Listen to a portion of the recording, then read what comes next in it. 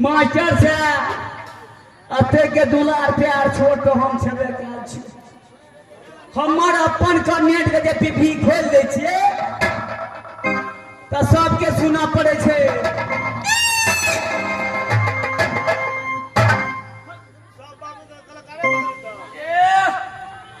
कम में कम गो बाबू सबके सर्विस 89 मास्टर को 1100 का नौकरी सबके सर्विस है निगाह। ते के बाद में ठटेता मास्टर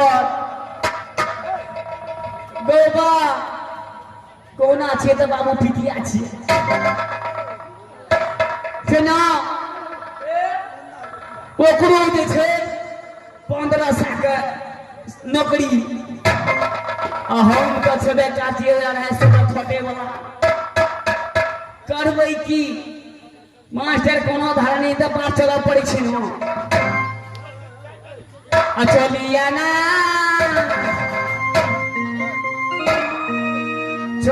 ना तू पान के दुकान पे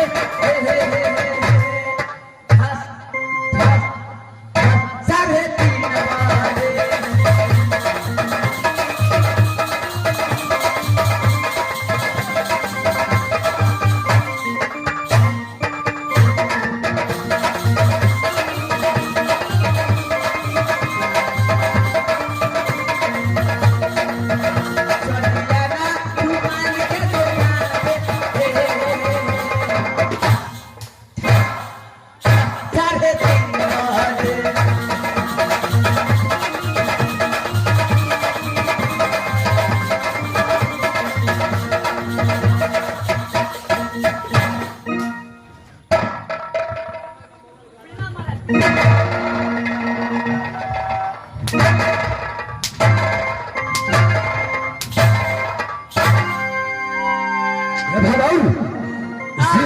आवाज लगाया और सब कहा गया था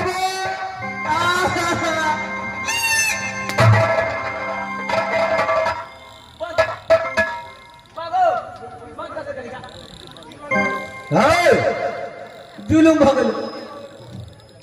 भगल ये बिजू। अरे क्या हो गया है? जुलूम भगल हमारा। अरे क्या हो चुका है? टेंटे में फिर क्या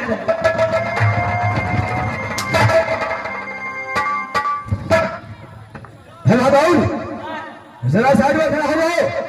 ऐसे अपना दोस्त के बुलाता हो रुदल महाराज का तू कैसे कर लेता हमरा अरे बुलाते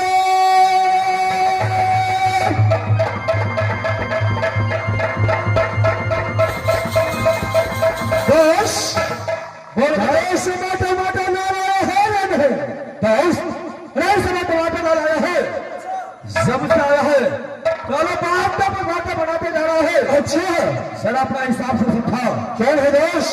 हाथ जरा साइड हो जाइए मैं अपने हिसाब से उसे समझा रहा हूँ।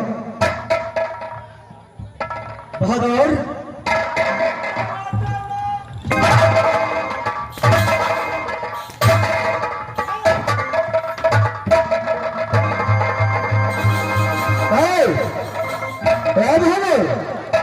कहाँ जा रहा है? कतो हाँ किसमें भागे हमरा सहेज के मूरन छिए चलो आजा अरे नहीं आएगा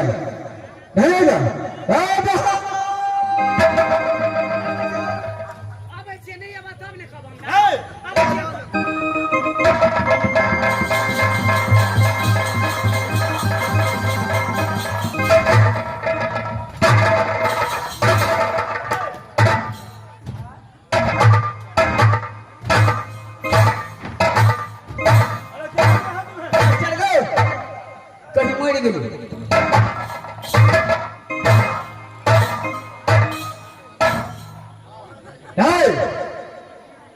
क्या हो गया है तुम्हें?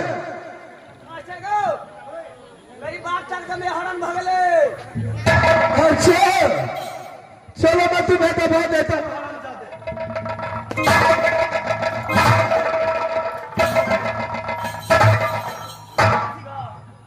पहले कबाक चाहिए ना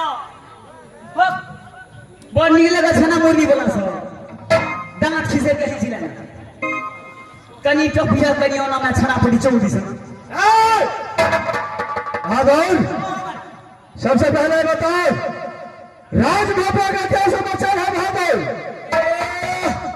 राज मोहब्बा के हाथ समाचार अच्छा तरह से बढ़िया तरह से चलता है महाराज अच्छा कोई चीज की दिक्कत नहीं है महाराज क्या है भागल भागल ऐसे मानो भैया और साहब और भाभी सोना नगर वाली किस तरह से रह रहा है आज मोहब्बा में एकदम अच्छा तरह से बढ़िया तरह से रहता है महाराज लेकिन अपना दरबार में वो चीजें बहुत कमी हो जाता है अरे क्या कमी हो चुका है मास्टर कल के टिप्पी टिप्पी पानी पड़े लगा तो धो लिया हाथ में छापता जखनी से नाच स्टार्ट भेल तखन से चाहिए नहीं पता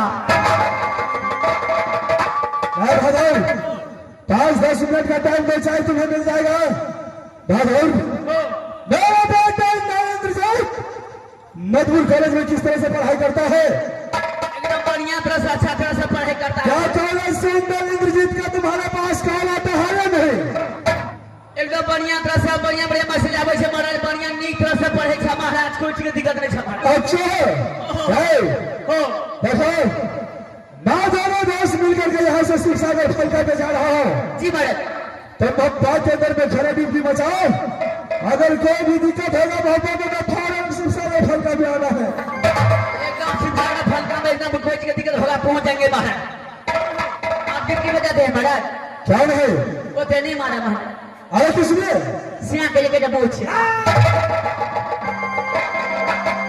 बस बोले बॉस ऐसे में फाइनल करने के लिए शिक्षा दर्शन करके क्या हो रहा है बॉस इस शुभ काम में भी लगना खड़ा था क्या मेरा बच्चा इससे है